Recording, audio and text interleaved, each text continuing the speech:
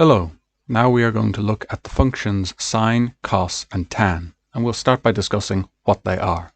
So sine, cos and tan are functions that connect the angle in a triangle, so this angle here, our 0 with a line through it called theta, or it could be this top angle up here. It connects the angles inside the right angle triangle to the ratio of the sides. So writing the sides as a fraction of each other, so say the opposite side to the angle divided by the hypotenuse, the one that's opposite the right angle, that would give you the sine of this angle here. So sine, cos and tan are functions that allow us to connect the angle inside right angle triangles to the ratio of the sides, to the sides written as a fraction.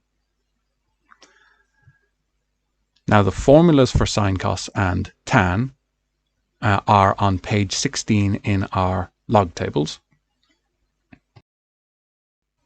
But it is important that we know them by heart because they are used as tools in more complicated questions, and if we have to look them up, then we won't be able to spot where we can use them effectively. But if we get stuck, they are on page 16 in the log tables or formula tables. A quick note on language: we often use Greek letters for the labeling angles. Not always, but a lot of the time we do. So this is theta or theta. You can hear it pronounced both ways, and it's just a name for an angle. It's a 0 with a squiggly line through the middle, a wavy line through the middle. And we'll come across alpha and beta as well as two other common ways of labeling angles. Now, if we have sine of the angle theta in our right angle triangle, that would be defined as the opposite side of the triangle divided by the hypotenuse. Now we know what the hypotenuse, it's the side that is opposite the right angle. It's the longest side in the triangle. The opposite side means what opposite would mean in English. We are on the opposite side of the triangle. If we're standing in this corner, if we imagine we had a triangular room and we're standing in this corner, the opposite wall to us would be the opposite side of the triangle. That's what the label means. So we have hypotenuse, we know is across from the right angle, it's the longest side, and opposite means the opposite side of the triangle. So we imagine we're standing at the angle and we're looking across the room to the opposite side. That's the opposite side of our triangle.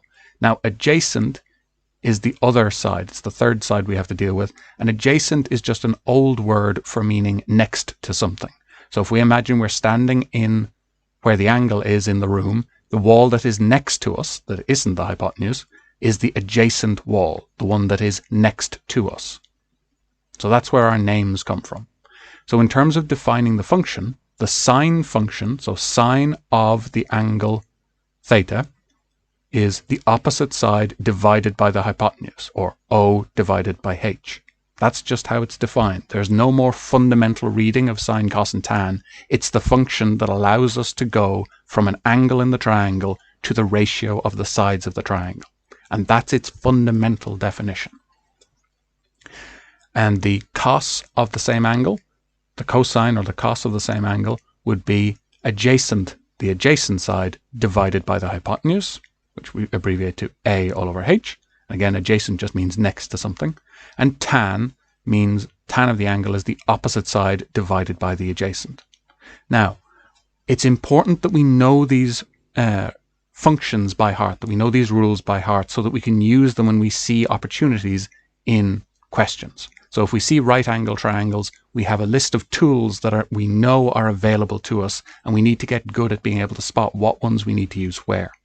So to help us remember them, we can remember we have sine, cos and tan in that order. You can remember OH, AH, OA as O hell, another hour of algebra. Capital letters there give you the order for writing your fractions, your ratios. Or you can remember it as so, ka, toa. If you are good at spelling, this one may be more helpful. If you prefer, this may also help. So either so, sine is opposite over hypotenuse, cos is adjacent over hypotenuse, tan is opposite over adjacent. Or you can remember, oh hell, another hour of algebra. The important thing is that we are able to look and say, I have a right angle triangle, and I know that sine, cos and tan are some of the tools that are available to me when I'm trying to deal with problems involving right angle triangles. and I know that they connect the sides of the triangle to the angles in the triangle. So let's have a look at putting this into practice with some numbers. So we have our right angle triangle here, and we have the angle alpha, which just looks like a little fish, or 3/4 of an infinity symbol. And we have beta is up in the top corner, which kind of looks like a capital B drawn backwards, or drawn from the bottom. And again, they're just Greek letters that we use for labeling angles. Sometimes we'll use normal letters for it as well, as we have in this example here. So let's get into applying our rules. We have sine of alpha. Well, if I'm standing in the alpha corner and I know I'm looking for sine, I know that that means I'm looking for opposite over hypotenuse. Well, to reinforce that for myself, I'm actually going to write down opposite over hypotenuse to remind myself of this rule that defines the sine function. So I have sine of alpha is the opposite over the hypotenuse. The hypotenuse is going to be 25, and when I'm standing in the alpha corner, the opposite side is 7. If I was standing in the beta corner of the room, the opposite side would be 24. So I need to be careful of what angle I'm talking about. So standing in the alpha corner, the opposite side would be 7. And the hypotenuse would be 25. That's always going to be the same. That's across from the right angle. So 7 all over 25 is opposite over hypotenuse. And that's the job done. The cos of alpha, the cosine of alpha. If I'm standing in the alpha corner, I know that my cosine is my adjacent over my hypotenuse. So the adjacent side, the side that is next to me, that isn't the hypotenuse, is 24. And the hypotenuse is still going to be 25. And that's our job done. Now, what would be the tan, or the tangent of alpha? Well, again, we stand in the alpha corner, and we know that tan means opposite over adjacent. So opposite is 7, adjacent is 24. And if we get into the habit of writing down OH, AH, OA as we're going through this, we will reinforce, we will embed this pattern for what sine, cos, and tan mean, and we'll be able to use it when we need it in an exam question. Now if we take beta, so sine of beta, well, that means we're dealing with the opposite over the hypotenuse. If we stand in the beta corner this time, what's the opposite side? Well, this time, opposite us in the room would be the side 24. And then the hypotenuse is still 25. The cosine is the adjacent over the hypotenuse, and we always write that down. And then our adjacent this time, well, if we're standing in the beta corner, the side that isn't the hypotenuse, that's next to us, is 7. So again, adjacent means next to us. So the adjacent all over the hypotenuse, 7 all over 25. And then we have tan of beta. Well, we're standing in the beta corner, so opposite over adjacent is 24 all over 7. Oop. So we have listed out our sine, cos, and tan for both our alpha and our beta. Now there's something to note here that will be important in the long run, which is interesting to note for now.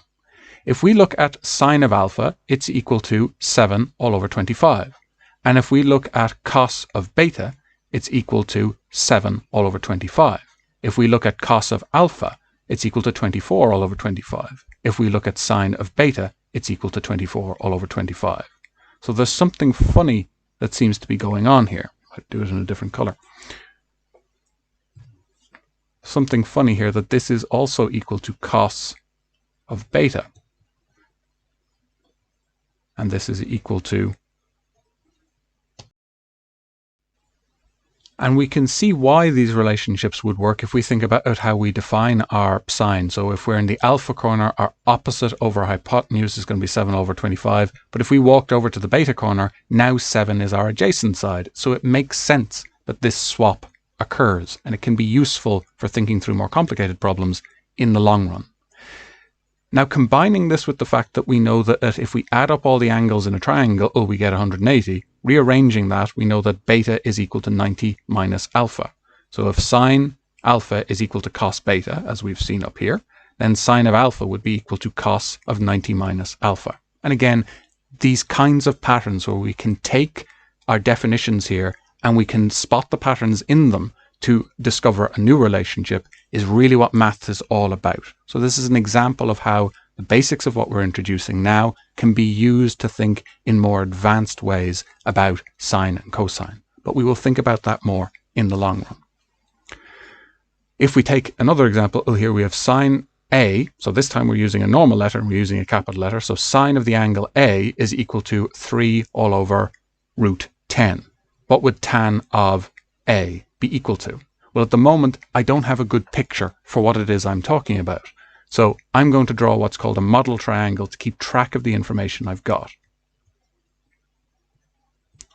So I draw in, I know I have a right angle triangle to draw. So I just draw in a quick sketch, nothing particularly fancy. And I'm going to put in my angle A here. So I know that sine of A is equal to opposite over hypotenuse. So I write that in and I know that, and that I have the opposite side is going to be 3 and the hypotenuse is going to be root 10.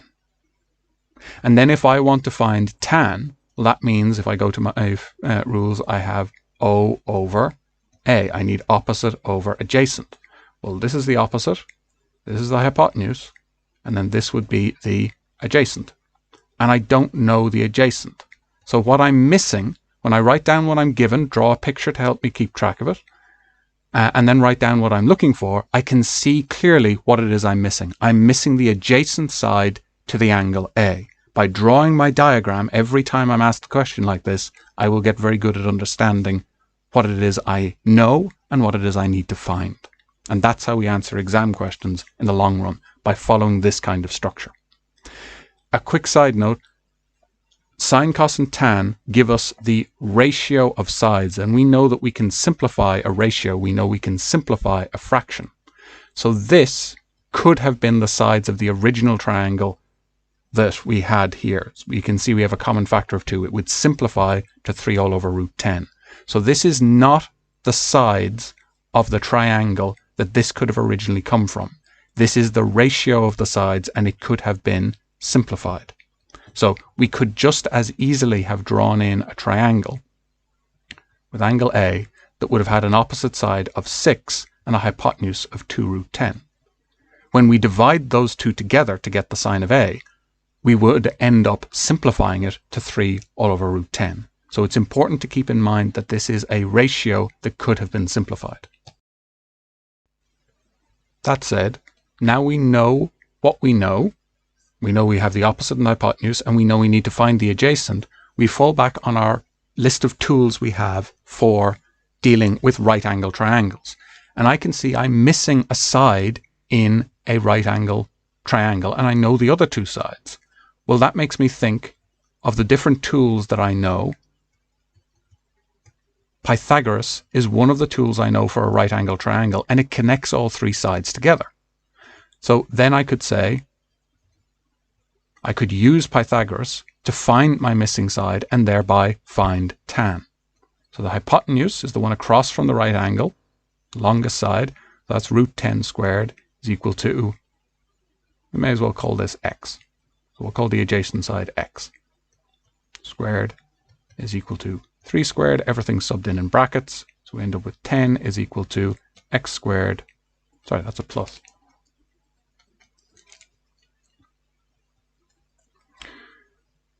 Plus 9, rearranging, and we get x is equal to 1 when we rearrange our equation.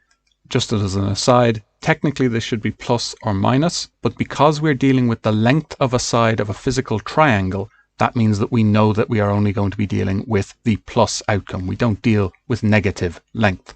So we go back to our diagram and we fill that information in now. We know that the adjacent is 1, so that means that tan of A is just going to be the opposite over the adjacent is going to be 3 all over 1.